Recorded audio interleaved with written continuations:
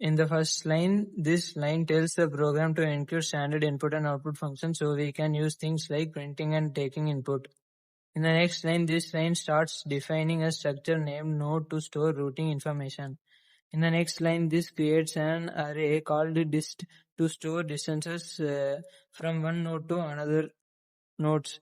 In the next line, this creates another array called from to store the intermediate node used to reach each destination. In the next line, this closes the structure and creates an array named RT to store routing tables for up to 10 nodes. In the next line, this is the starting point of the program where execution begins. In the next line, this creates a matrix to store the cost or distance between every pair of nodes. In the next line, this declares variables nodes for total nodes I, j, k for looping and count to track updates. In the next line, this prints a message asking the user to enter how many nodes are present. In the next line, this takes the number of nodes from the user and stores it. In the next line, this asks the user to enter the distance between all nodes. In the next line, this starts a loop to go through each row of the matrix. In the next line, this starts another loop to go through each column of the matrix. In the next line, this reads the cost between node I and node j. In the next line, this ensures that the distance from a node to itself is always 0. In the next line, this copies the cost into routing table as the initial distance.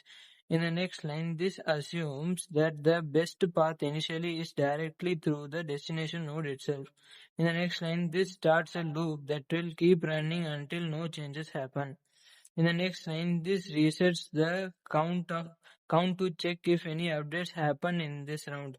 In the next line, this loop goes through each node as a source. In the next line, this loop checks every destination for that source. In the next line, this loop checks if going through another node gives a shorter path. In the next line, this checks if the current distance is greater than a new possible shorter path through another node. In the next line, this updates the distance of the shorter path found. In the next line, this updates the route to show that path goes through node k.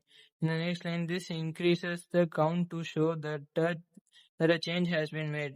In the next line, this repeats the loop until no more update happen, meaning the short paths are found. In the next line, this loop is used to display the routing table for each node. In the next line, this prints which router's table is being shown. In the next line, this loops through all destination nodes. In the next line, this prints the destination node, the node through which it is reached, and the total distance. In the next line, this prints spacing for better output formatting.